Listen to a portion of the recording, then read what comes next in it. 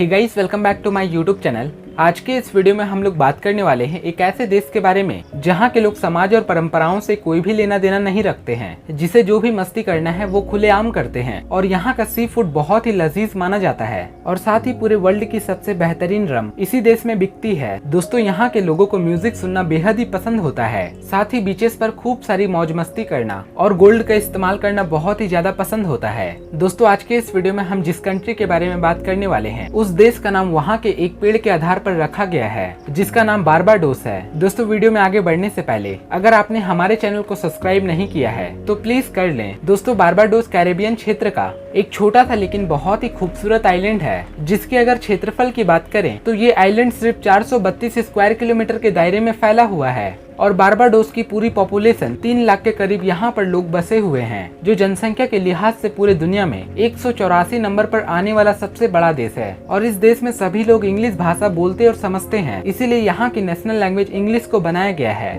दोस्तों, अगर बात करें इस देश की करेंसी के बारे में तो इस देश में पैसे के रूप में चलने वाली करेंसी को बाजन डॉलर कहते हैं, जो एक बाजन डॉलर भारत में 36 रुपए 98 पैसे के बराबर हो जाता है। दोस्तों, ये देश भारत से 7 समुद्र पार बसा बारबाडोस आइलैंड अपनी खूबसूरती के लिए पूरी दुनिया में जाना जाता है। हैरान करने वाली बात यह है कि ये देश इतनी दूर होने के बावजूद भारत के निवासी यहाँ पर रहते हैं। अब सवाल ये आता है कि भारत से हजारों मील दूर भारत के निवासी उस देश में कैसे पहुँचे? तो इसके पीछे का कारण ये है कि जब भारत अंग्रेजों का गुलाम हुआ करता था तब बंगाल, बिहार, केरल और भी बहुत सारे राज्यों से भारत के बहुत सारे मजदूरों को दूसरे देशों में रेल की पटरियां बिछाने के लिए भेजा जाता था और इसी कारण से पूरे दुनिया में भारत के लोग बस गए, जिसमें बारबाडोस में कई सारे भारत के निवासी जाकर बस गए। दोस्तों, कैरेबियन आइलैंड के सभी देशों में से बारबाडोस को बेहद ही खूबसूरत देश माना जाता है। दोस्तों, इस देश के बारे में हर जगह एक ही बात सुनने को मिलती है कि हर लोगों को अपने लाइफ में एक बार बारबाडोस तो जरूर जाना चाहिए। इस आइलैंड की खूबसूरती को देखकर कोई भी दीवाना हो जाता है, इसीलिए तो पूरे दुनिया भर के टूरिस्ट यहाँ पर अपनी छुट्टियाँ बिताने के लिए आते हैं। दोस्तों, जैसा कि मैंने आपको पहले ही बताया था कि बारबाडोस की रम सबसे बेस्ट होती है और यहाँ के निवासी इसका सेवन भी अधिक मात्रा में करते हैं। यही कारण है कि पूरे बारबाडोस में 432 स्क्वायर किलोमीटर के क्षेत्रफल में 1500 रम की दुकानें बनी हुई है, जहां पर अलग अलग तरीके के रम खरीदी और बेची जाती है। दोस्तों, बारबाडोस की एक और बात फेमस ये है कि यहाँ के लोग कभी भी खाली नहीं बैठते। अगर अपने कामों को खत्म करने के बाद इन्हें समय मिलता है तो ये लोग डांस करना शुरू कर देते हैं। इसके अलावा यहाँ की महिलाएं और लड़कियां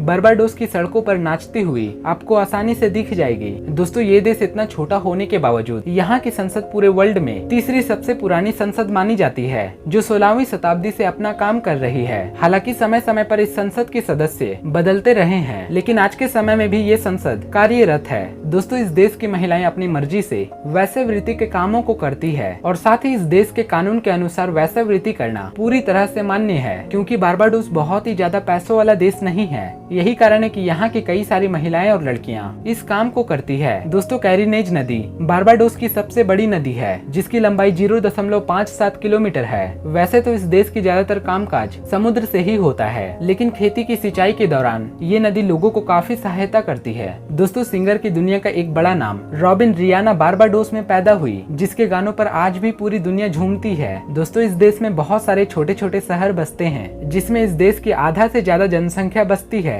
लेकिन जब बात आती है बारबाडोस की सबसे खूबसूरत शहर के बारे में तो उस शहर का नाम है ब्रिज टाउन। ये शहर बेहद ही खूबसूरत होने के साथ साथ बारबाडोस की राजधानी भी है। दोस्तों, ब्रिज टाउन को 1628 ईस्वी में बसाया गया था, जिसमें पहली बार 29,000 आबादी बसे थे। दोस्तों, साल के जनवरी के महीने में यहाँ पर बहुत ज्यादा बारिश होती है और नवंबर के महीने में ठंड की शुरुआत होती है और बाकी महीनों में सुनहरी धूप की किरणें और साफ मौसम बारबाडोस की खूबसूरती को बढ़ाती है। इसीलिए यहाँ के बीचेस पर टूरिस्ट अपने छुट्टियों में खूब एंजॉय करते हैं। दोस्तों, ये बात आपको जानकर बहुत ही खुशी होगी। अगर आप भारतीय नागरिक हैं और इस देश में घूमना चाहते हैं तो फिर आपको वीजा लेने की कोई भी जरूरत नहीं है। सिर्फ आप पासपोर्ट से ही बारबाडोस जैसे सुंदर देश में बहुत ही लंबी छुट्टियां बिता सकते हैं। दोस्तों, इस देश में गन्ने की खेती बहुत ही अधिक मात्रा में की जाती है, इसीलिए यहाँ के लोग चीनी और गुड़ को बनाकर पूरी दुनिया में एक्सपोर्ट करके बहुत सारे पैसे कमाते हैं। तो दोस्तों, अगर आपको बारबाडोस की ये हमारी वीडियो पसंद आई हो तो प्लीज इस वीडियो को एक लाइक जरूर दीजिएगा और अगर आप इस चैनल पे नए हैं तो मेरे चैनल को सब्सक्राइब करें और साथ ही नीचे बेल आइकन को भी जरूर प्रेस कर दें। फिर मिलते हैं अगले इंटरेस्टिंग वीडियो को लेकर, तब तक के लिए बाय बाय।